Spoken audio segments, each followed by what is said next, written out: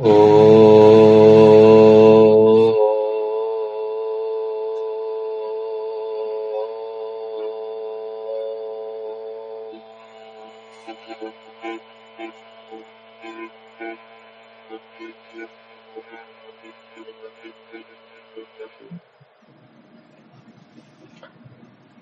योऽन्तः प्रविश्य मम वाचमिमां प्रसुप्ताम् सञ्जीवयत्यखिलशक्तिधरस्वधाम्ना अन्यांश्च हस्तचरणश्रवणत्वगादीन् प्राणान्नमो भगवते पुरुषाय तुभ्यम्। अनन्याश्चिन्तयन्तो माम् ये जनाः पर्युपासते तेषां नित्याभियुक्तानां योगक्षेमं वहाम्यहम्। सदाशिवसमारम्भाम् शङ्कराचार्यमध्यमाम् अस्मदाचार्यपर्यन्ताम् वन्दे गुरुपरम्पराम्। गुरुर्ब्रह्मा गुरुर्विष्णुः गुरुर्देवो महेश्वरः गुरुः साक्षात् परं ब्रह्म तस्मै श्री गुरवे नमः। ओम शांति शांति शांति। परम श्रद्धेयाः परम पूज्याः प्रातस्मरणीयाः अस्माकं सर्वेषां समाराधकाः अस्य प्रभासतीर्थस्य अधिष्ठातारः प्रथम ज्योतिर्लिंगाः भगवन्तः श्री सोमनाथ चरणाः भगवन्तः पुराण पुरुषोत्तमाः अस्माकं सद्गुरवः पूज्याः गुरवः तथा च शास्त्र रसिकाः भवन्तः सर्वेऽपि सज्जनाः स्वजनाः। भगवतः पुराण पुरुषोत्तमस्य कृपा प्रसादेन विभोरवात्सल्येन च अद्य पुनरेकवारम् अस्माभिः श्रावण मासे कृष्णपक्षे चतुर्दश्यां बुधवासरे एतदनुसारं सेप्टेम्बर मासस्य 13 दिनाङ्के 23 वर्षे विद्याव्यासङ्गं कर्तुं शास्त्रचर्चां कर्तुं भगवत्पादानां वाणीं गातुं श्रोतुं च अवसरः सम्प्राप्तः। इदमस्ति अस्माकं समेषां परमं सौभाग्यम्। अत्रावसरे भवत्विराजमानं परमात्मानं नत्वा भवतां समेषां स्वागतं च कृत्वा मङ्गलाचरणपूर्वकं पुनरेकवारं विवेकचूडामणिग्रन्थस्य वयं यात्रां कुर्मः। सर्ववेदान्तसिद्धान्तगोचरं तमगोचरं गोविन्दं परमानन्दं सद्गुरुं प्रणतोऽस्म्यहम्। शिष्यस्य जिज्ञासां ज्ञात्वा समर्थः गुरुः तस्य प्रशंसा कृत्वा प्रश्नस्य प्रशंसां कृत्वा वा जिज्ञासायाः प्रशंसां कृत्वा उत्तरति। किं कथयति? हे विद्वन्, त्वया तु बहु अयम् उत्तमः विचारः प्रतिपादितः वा उत्तमा इयं जिज्ञासा प्रतिपादिता, उत्तमोऽयं तव प्रश्नः। यत् पंचकोशानां निषेधेन किम् अवशिष्यते? शून्यम् अवशिष्यते। तर्हि किं तत् शून्यं ज्ञेयमस्ति? गुरुः कथयति न। सर्वे येनानुभूयन्ते यस्त्वयं नानुभूयते तमात्मानं वेदितारं विद्धि बुद्ध्या सुसूक्ष्मया। अत्र भगवत्पादाः किं विवक्षन्ति एतस्य प्रश्नस्य समाधाने तदस्माभिः ज्ञेयमस्ति। यैः श्रोतृभिः एतावत्पर्यन्तं या विवेकचूडामणिः यात्रा कृता, यस्याः यात्रायाः इदानीं यः अवसरः आगतः अस्ति, तर्हि अत्र श्रुत्वा येषां मनसि शंका भवति वा प्रश्नः भवति तत्तु स्वाभाविकं वर्तते, आवश्यकः वर्तते अयं प्रश्नः। अस्माभिः कदापि न विचारितं यत् पञ्च ये कोशाः सन्ति तान् विहाय किम् अवशिष्यते।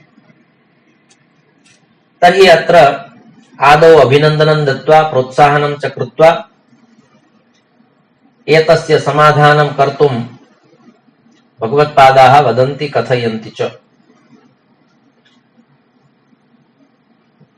पंचकोशानां पृष्ठेपि एकं शून्यमस्ति, किन्तु तस्य शून्यस्यापि कश्चित् ज्ञाता अस्ति। किम् अवशिष्यते इति प्रश्ने सति कदाचित् शून्यम् अस्माभिः विचार्यते चेत् इदं शून्यमस्ति, तत् शून्यमस्ति इति कः वदति, कः जानाति यदिदं शून्यम्? अन्नमयकोशस्तु न जानाति, प्राणमयकोशस्तु न जानाति, मनोमयकोशस्तु न जानाति, विज्ञानमयकोशस्तु न जानाति, आनन्दमयकोशेनापि ज्ञातुं न शक्यते यदिदं शून्यं वर्तते। तर्हि किं तत् शून्यं ज्ञेयमस्ति? तर्हि इदं शून्यमस्ति इति कस्य ज्ञानं? कः वदति यदिदं शून्यं? स च ज्ञाता अस्ति। एवं प्रकारेण अत्र भगवत्पादाः वदन्ति अन्ततो गत्वा यत् तत्त्वम् अवशिष्यते, व्यतिरेक पद्धत्या यत् तत्त्वम् अवशिष्यते, नेति नेति इति संज्ञया अन्ते यद् अवशिष्यते तद् अवशिष्टं कः जानाति? अवशिष्टं यः जानाति स ज्ञाता। तस्य विषये अत्र चर्चा वर्तते। इदं शून्यम् इति अहम् आकलयामि, अहं विचारयामि यदिदं शून्यम्। तर्हि अहं जानामि यदिदं शून्यम् अस्ति, सः अहं कः इति प्रश्नः। अंतःकरणस्यापि निषेधः कर्तव्यः भवति।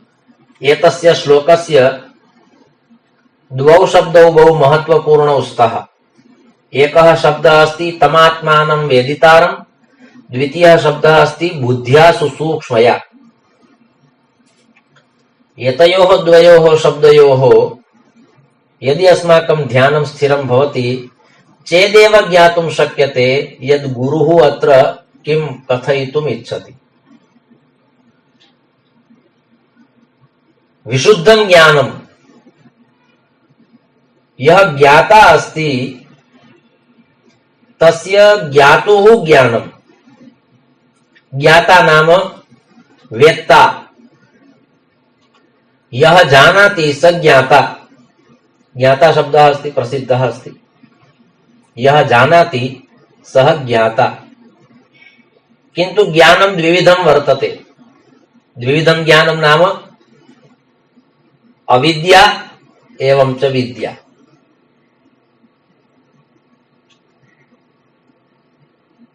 अविद्यया मृत्युं तीर्त्वा विद्यया मृतमश्नुते इति उक्तं वर्तते ईशावास्योपनिषदि।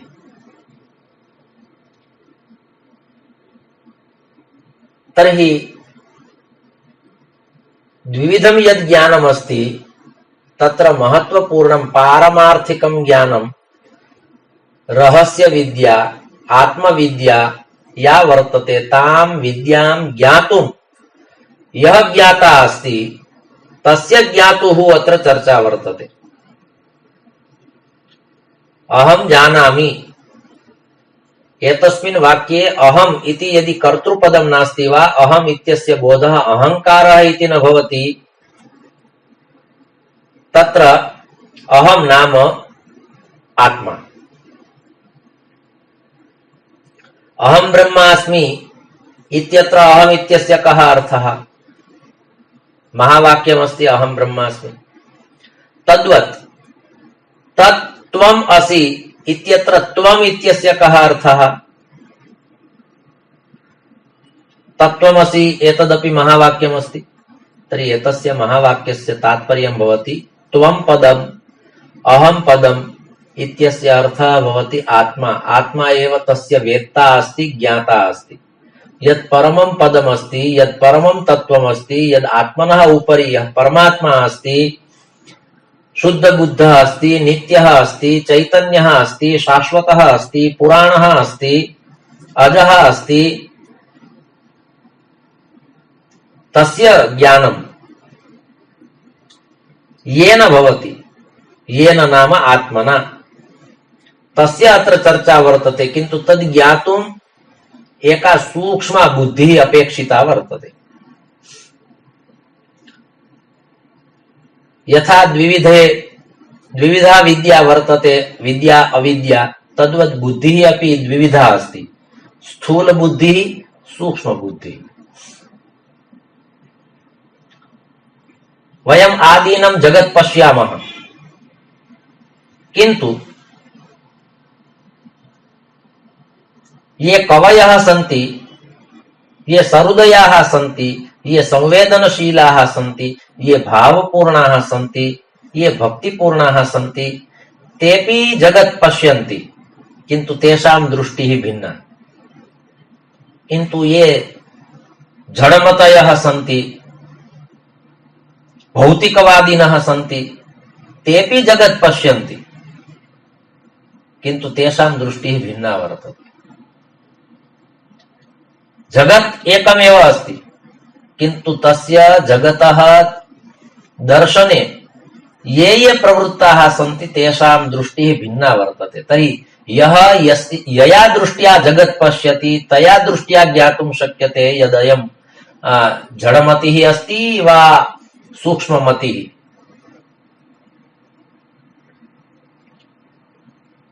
बुद्धिः अपि द्विविधा वर्तते, जड़ बुद्धि, सूक्ष्म बुद्धि। अत्र भगवत्पादाः कथयन्ति बुद्ध्या सुसूक्ष्मया विद्धि। अत्र विद्धि इति ज्ञानं वर्तते, जानीहि। विज्ञाने इति धातु लोट्लकारे मध्यम पुरुष एकवचनस्य इदं क्रियापदं वर्तते, त्वं विद्धि, त्वं जानीहि।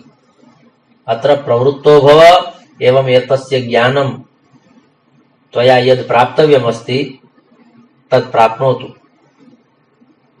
तदत्र वदति। ज्ञाता महत्वपूर्णः शब्दः वर्तते। ज्ञाता ज्ञानं ज्ञेयः। तर्हि ज्ञाता नाम जीवः, ज्ञानं नाम अनेन विवेकचूडामणिरिति ग्रन्थेन, एतस्य ग्रन्थस्य ज्ञानेन ज्ञेयः नाम परमात्मा। ज्ञाता ज्ञानेन ज्ञेयं प्राप्नोति। तर्हि अत्र ज्ञाता यः शब्दः अस्ति तस्य शब्दस्य स्पष्टतायै इदं कथनं वर्तते। सर्वेषां निषेधः कृतः, किन्तु अन्ते कः अवशिष्टः भागः, कः भागः अवशिष्टः, तस्य चर्चायां भगवत्पादाः वदन्ति। कया रीत्या ज्ञातारं ज्ञातुं शक्यते, कया रीत्या ज्ञातारं ज्ञातुं शक्यते। तर्हि उक्तं वर्तते बुद्ध्या। किन्तु कीदृशी बुद्धि अपेक्षिता? तर्हि सुसूक्ष्मा। सूक्ष्मा बुद्धि न उक्तं, सुसूक्ष्मा उक्तम्। अग्रेपि सु उपसर्गः स्थापितः। सुसूक्ष्मया बुद्ध्या तम् आत्मानं विद्धि इति उक्तं वर्तते। तर्हि बुद्धिस्तु वर्तते सर्वेषां समीपे, किन्तु सुसूक्ष्मा बुद्धिः सर्वेषां पार्श्वे न भवति, सर्वेषां समीपे न भवति। इयं महत्वपूर्णा बुद्धिः अस्ति, सर्वे न धारयन्ति। किन्तु अत्र गुरुः भारं दत्त्वा कथयति यत् सूक्ष्मबुद्ध्या सुसूक्ष्मबुद्ध्या एव त्वया एतत् प्राप्तव्यं वर्तते, इदं ज्ञानं भविष्यति। एतत् सारभूतं तत्त्वं यत् त्वया ज्ञेयमस्ति तद् ज्ञातुं त्वं शक्नोषि। किन्तु एका स्थूल बुद्धिः अस्ति, द्वितीया सूक्ष्म बुद्धिः अस्ति। स्थूल बुद्धिः नाम विषयात्मिका दृष्टिः, विषयात्मिका बुद्धिः। एकेन उदाहरणेन वयं स्पष्टं कुर्मः। कश्चित् जनः काश्मीरं गच्छति, काश्मीरं, तत्र एकं महत् उद्यानमस्ति, विशालम् उद्यानमस्ति। तत्र विविधानि पुष्पाणि भवन्ति।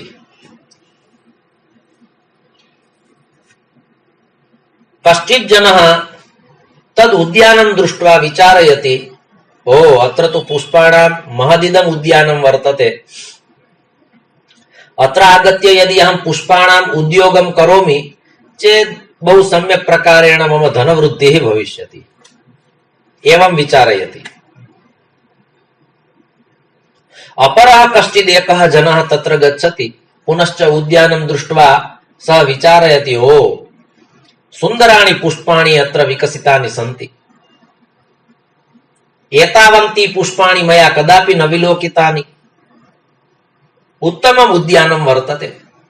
पुनः सः विचारयति, यदि इमानि पुष्पाणि सुन्दराणि सन्ति चेद् एतेषां पुष्पाणां निर्माणं रचना येन कृता वर्तते सः कीदृशः स्यात् इति यः विचारयति।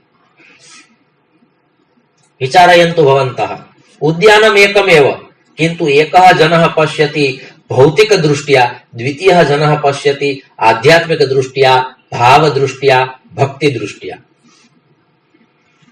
भक्ति दृष्ट्या यः विचारयति सा सूक्ष्मा बुद्धिः, अध्यात्म दृष्ट्या यः विचारयति सा सूक्ष्मा बुद्धिः, किन्तु विषय दृष्ट्या, जगत दृष्ट्या, भौतिक दृष्ट्या, धन लाभेन एव यः विचारयति सा स्थूला बुद्धिः।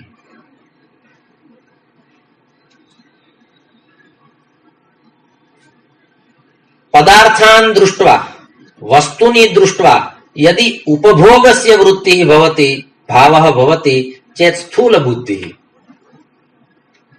यत्किमपि सुन्दरं जगति वर्तते तत् सुन्दरं पदार्थं, तं सुन्दरं पदार्थं दृष्ट्वा यदि भावः समुत्पन्नः भवति, ओ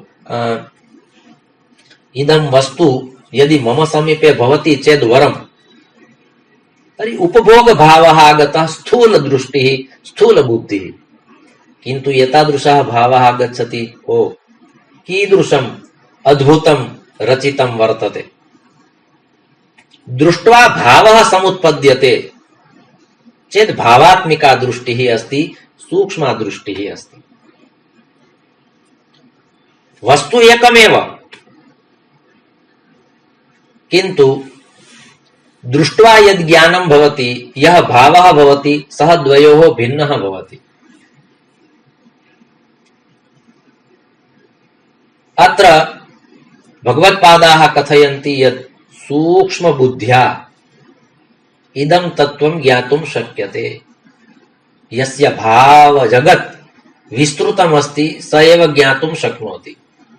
उपभोग वृत्तिः अस्ति, विषयात्मिका दृष्टिः अस्ति, भौतिक दृष्टिः अस्ति, ग्रहणेच्छा अस्ति, प्राप्तुम् इच्छा अस्ति, एतादृशी वृत्तिः अस्ति, एतादृश्यः वृत्तयः सन्ति चेत् सा स्थूल बुद्धिः, तया स्थूल बुद्ध्या इदं ज्ञातुं न शक्यते। बुद्ध्या सुसूक्ष्मया विद्धि इति भगवत्पादे उक्तं वर्तते। निर्मला बुद्धिः, ऋतुम्भरा प्रज्ञा, सूक्ष्मा दृष्टिः, सूक्ष्मा बुद्धिः, भगवत्परायणा। कश्चिदेकः वैष्णवः भगवतः सेवां करोति चेत् सेवावसरे अपि बुद्धिः अपेक्षिता वर्तते।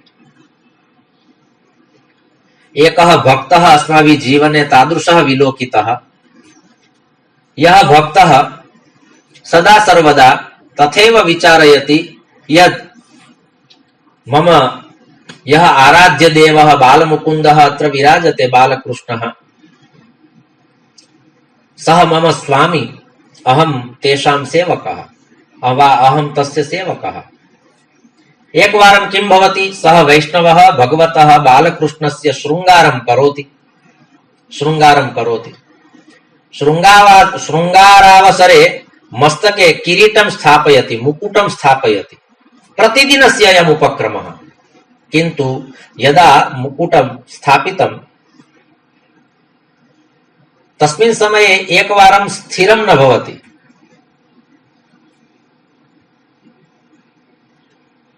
शिरस्त्राणं, भगवतः मस्तके यः शृङ्गारः स्थापनीयः वर्तते सः स्थिरः न भवति, वारं वारं पतति।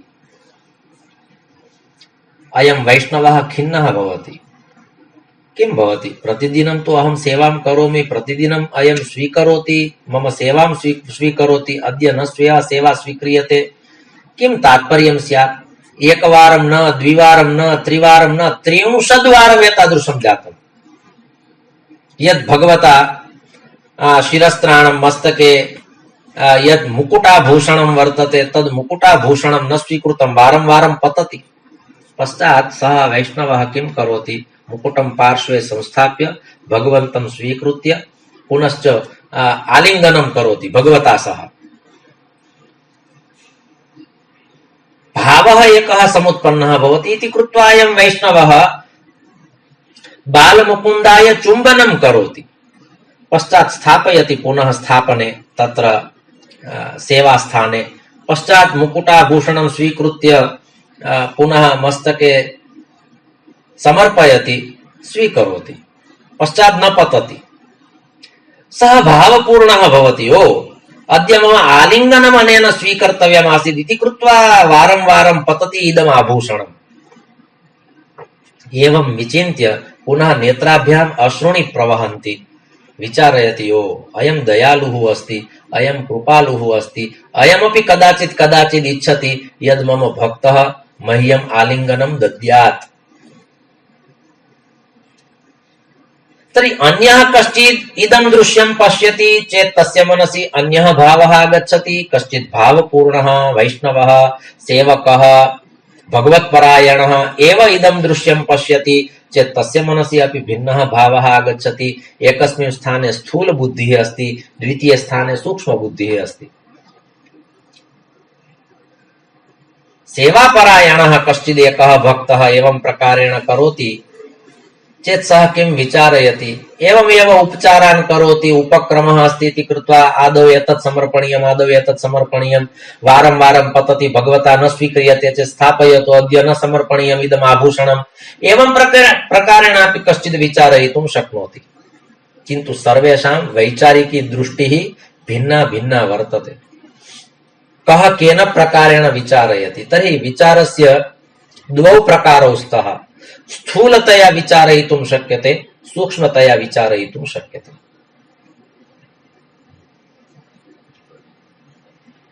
समुद्रतटे स्थित्वा कश्चित् विचारयति यदत्र लवणस्य उद्योगं कर्तुं शक्यते, कश्चित् विचारयति यो अयं समुद्रस्तु परमात्मनः विभूतिः वर्तते, सरसामस्मि सागरः, एतदुक्तं वर्तते भगवता, तर्हि उत्तमा इयं विभूतिः, अत्र दृष्ट्वा अहम् आनन्दम् अनुभवामि। द्विविधा दृष्टिः वर्तते। कश्चित् एकः समुद्रं पश्यति चेत् समुद्रं गत्वा मत्स्यान् स्वीकरोति, रत्नानि स्वीकरोति, व्यापारं करोति। एवं कश्चित् अपरः भावुकः अस्ति चेत् सः विचारयति, ओ अयं रत्नाकरः अस्ति, समुद्रमन्थनम् अत्र जातमासीत्, इतः एव 14 रत्नानि निर्गतानि आसन्, अमृतपानमपि देवैः अत्र समुद्रात् एव तद् अमृतं प्राप्य कृतमासीत्। एवं प्रकारेण भावपूर्णाः याः कथाः सन्ति ताः कथाः स्मरति कश्चित् एकः भक्तः, कश्चित् एकः विचारयति व्यापारिकदृष्ट्या। तर्हि एकस्मिन् स्थाने वर्तते स्थूल बुद्धिः, एकस्मिन् स्थाने वर्तते सूक्ष्म बुद्धिः।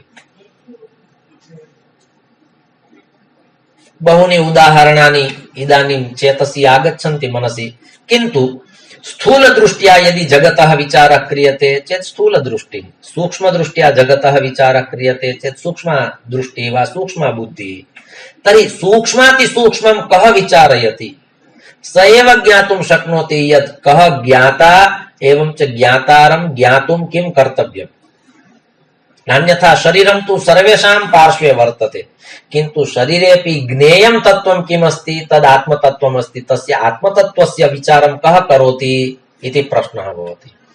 स्थूल शरीरं सर्वे पश्यन्ति, सूक्ष्म शरीरमपि कदाचित् पश्यन्ति, कारणशरीरस्यापि विचारं कुर्वन्ति, किन्तु अन्ततो गत्वा यस्य आत्मनः चिन्तनं कर्तव्यमस्ति तस्य आत्मनः चिन्तनं कियन्तः कुर्वन्ति, के कुर्वन्ति इति प्रश्नः। स्थूल दृष्ट्या एव सर्वे विचारयन्ति, अज्ञानस्य प्रभावः वर्तते इति कृत्वा स्थूल बुद्धिः एव वर्तते। श्रीमद्भगवद्गीतायाम् 18 अध्याये त्रिविधा बुद्धिः इति उक्तं वर्तते। सात्विकी बुद्धिः, राजसिकी बुद्धिः, तामसी बुद्धिः इति त्रिविधं वर्तते। किन्तु अत्र स्थूल बुद्धिः एवं च सूक्ष्म बुद्धिः द्वयोः प्रकारयोः एव अत्र चर्चा आवश्यकी वर्तते। किन्तु अत्र भगवत्पादाः कथयन्ति सुसूक्ष्मया बुद्ध्या विद्धि। अत्र सूक्ष्म बुद्धिः अपेक्षिता वर्तते, ऋतुम्भरा प्रज्ञा अपेक्षिता वर्तते।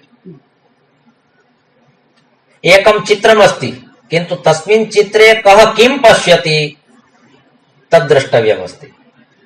तेन दृष्टिकोणः अपि कीदृशः वर्तते तद् ज्ञातुं शक्यते। कस्य जनस्य कीदृशः दृष्टिकोणः, चित्रमेकमेव वर्तते। तर्हि कया रीत्या तस्य चित्रस्य कः किं वर्णनं करोति तेनाधारेण ज्ञातुं शक्यते कस्य बुद्धिः कीदृशी वर्तते। नान्यथा चित्रं तु एकमेव अस्ति, द्रष्टारः वा भिन्नाः सन्ति, विविधाः सन्ति, किन्तु कः द्रष्टा तस्मिन् चित्रे किं पश्यति तेनाधारेण वक्तुं शक्यते कस्य स्थूल बुद्धिः कस्य सूक्ष्म बुद्धिः।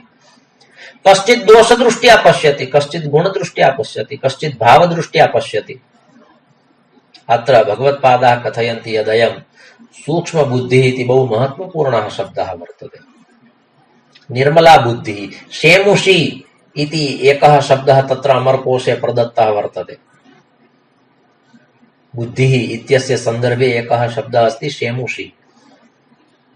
बुद्धिर्मनीषा धिषणा धिप्रज्ञा शेमुषी मतिः प्रेक्षोपलब्धि चित्संवित् प्रतिपद्यक्ति चेतना।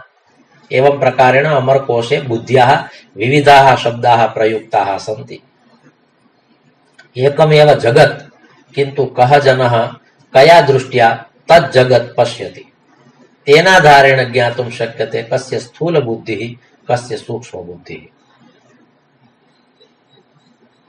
तर्हि अत्र भगवत्पादाः कथयन्ति यद् अनया सूक्ष्म बुद्ध्या एव ज्ञातुं शक्यते। यत्र विषयाणाम् उपभोगः एव प्रधानः अस्ति तत्र स्थूल बुद्धिः अस्ति।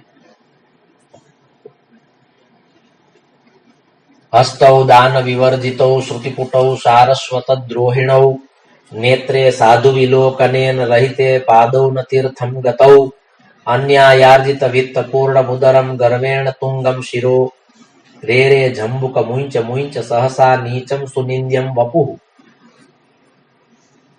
एतस्मिन् श्लोके उक्तं वर्तते यत् परमात्मना नेत्रे प्रदत्ते भगवद्दर्शनाय सतां दर्शनाय साधूनां दर्शनाय, किन्तु एवमेव संसार दर्शनाय एव एतस्य नेत्रस्य व्ययः भवति चेत् नेत्रस्य वास्तविकं फलं किम्? साधूनां दर्शनं पुण्यं तीर्थभूता हि साधवः इति उक्तमस्ति। तर्हि नेत्राभ्यां यदि भगवद् दर्शनं न भवति, सतां दर्शनं न भवति, महापुरुषाणां दर्शनं न भवति, शास्त्राणाम् अध्ययनं न भवति चेत् नेत्रयोः किं फलम्? किन्तु न परमात्मना नेत्रे प्रदत्ते इति कृत्वा अहं सम्पूर्णं जगत् पश्यामि, किन्तु जगत् द्रष्टुं नेत्रे न स्तः, अपितु जगदीशं द्रष्टुं नेत्रे स्तः। तर्हि नेत्रयोः उपयोगः कुत्र कर्तव्यः इति यदि विवेकः नास्ति चेत् ज्ञातुं न शक्यते इति अत्र कथनस्य तात्पर्यम् अस्ति। परमात्मना चरणौ प्रदत्तौ, किन्तु चरणाभ्यां कदापि तीर्थयात्रा न कृता चेत् चरणयोः किं फलम्? एवमेव सर्वे अटन्ति भ्रमन्ति जगति। सूक्ष्मदृष्ट्या विचारः कर्तव्यः। उपभोगाय इदं शरीरं न, अपितु सेवायै इदं शरीरं, समर्पणाय इदं शरीरं, त्यागाय इदं शरीरं, परोपकाराय इदं शरीरं, परोपकारार्थमिदं शरीरम् इति तु प्रसिद्धं सुभाषितमप्यस्ति। किन्तु सूक्ष्म बुद्ध्या यः विचारं करोति स एव ज्ञातुं शक्नोति यत् मया किं तत्त्वं ज्ञेयमस्ति, किमर्थम् अहं भूतले आगतः, किमर्थम् अत्र आगमनस्य प्रयोजनं किम्? न परमात्मना प्रेषिताः वयम् इति कृत्वा तदनुगुणात्मिका एव इयं यात्रा भविष्यति। न, किमपि ज्ञातुम् आगतवान्, किमपि कर्तुम् आगतवान्, प्रयोजनपूर्वकं मदीयम् आगमनमस्ति इति कृत्वा स तथैव विचारयति चिन्तयति च करोति। भगवत्पादाः स्वयं यदि तादृशं विचारयन्ति यदहम् अत्र आगतवान् चेत् मया अत्र आगत्य अटनं भ्रमणं च कृत्वा जगद्दर्शनं च कृत्वा पुनः गन्तव्यं चेत् 32 वर्षेषु भगवत्पादैः यत् कार्यं कृतं तत् कार्यं भवितुं नार्हति। किन्तु सः जानाति न अहं वेदानाम् अध्ययनं कर्तुं पुराणानां शास्त्राणाम् अध्ययनं कर्तुं भाष्यं लिखितुं प्रकरणग्रन्थान् लिखितुं स्तोत्राणि अत्र वर्णयितुं प्रतिपादयितुं लिखितुम् अहम् आगतः, शास्त्रार्थं कर्तुम् आगतः, सनातनधर्मस्य स्थापनां कर्तुम् आगतः। एतत् प्रयोजनं यदा स्पष्टं भवति पश्चात् यत् किमपि करोति चेत् हेतुः सिद्धः भवति आगमनस्य।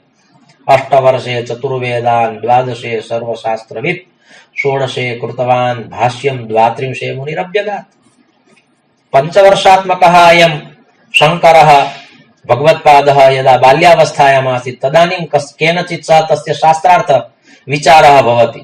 अयं 5 वर्षीयः बालः,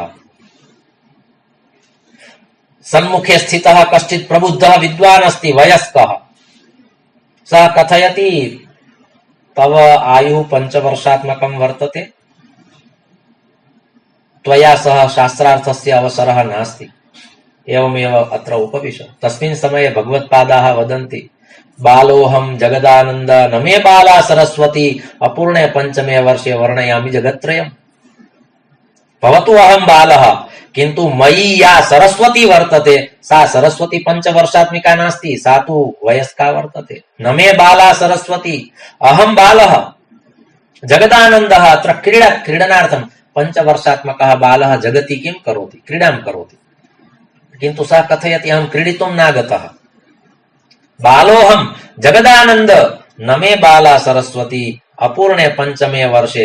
भवान् कथयति मम 5 वर्षात्मकम् आयु, किन्तु 5 वर्षाणि अपि इतोपि पूर्णानि न जातानि, तत्रापि न्यूनता वर्तते।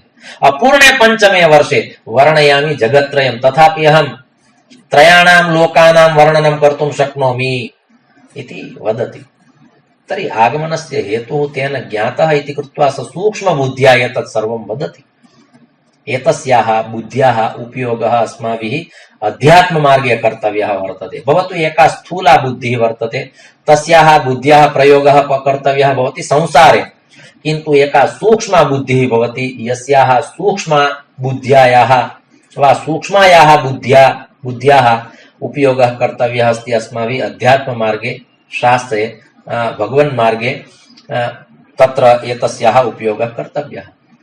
एवं प्रकारेण अत्र भगवत्पादाः कथयन्ति यत् इयं बुद्धिः भवतु सर्वेषां पार्श्वे अस्ति, सूक्ष्मबुद्धिः अपि सर्वेषां पार्श्वे अस्ति, किन्तु सूक्ष्मबुद्ध्याः उपयोगः कदा कुत्र कया रीत्या कर्तव्यः इति ज्ञानं सर्वेषां पार्श्वे नास्ति। बुद्धिस्तु वर्तते किन्तु ज्ञानं नास्ति। तर्हि एवं प्रकारेण अत्र अस्माभिः सूक्ष्मा बुद्धिः अर्थात् किम् इत्यस्मिन् सन्दर्भे पुनः इतोपि अग्रे चर्चायाः आवश्यकता भविष्यति चेत् चर्चां विधास्यामः, किन्तु कालावधिं दृष्ट्वा इदं सत्रमत्र अस्माभिः परिसमाप्यते। भवद्भिः अयं जनः श्रुतः, परमात्मना पुनः अवसरः प्रदत्तः। श्रावणमासे इदानीम् उत्तरार्धे वयं स्मः, तथापि भगवतः कृपाप्रसादेन विभोः अनुकम्पया शास्त्रचर्चा भवति, पुनश्च भगवत्पादानां वचनानि वक्तुं श्रोतुं च अवसरं प्राप्नुमः। इदमस्ति अस्माकं समेषां सौभाग्यम्। अत्रावसरे भवतः सर्वान् अभिवाद्य 2 श्लोकाभ्यां सत्रमिदमस्माभिः भगवच्चरणयोः समर्प्यते। धर्मस्य विजयो भूयाद् धर्मस्य पराभवः, प्राणिनां चैव सद्भावः भूयाद् विश्वस्य मङ्गलम्। सर्वे भवन्तु सुखिनः, सर्वे सन्तु निरामयाः, सर्वे भद्राणि पश्यन्तु, मा कश्चित् दुःखभाग् भवेत्। ओम शान्तिः शान्तिः शान्तिः। ओम।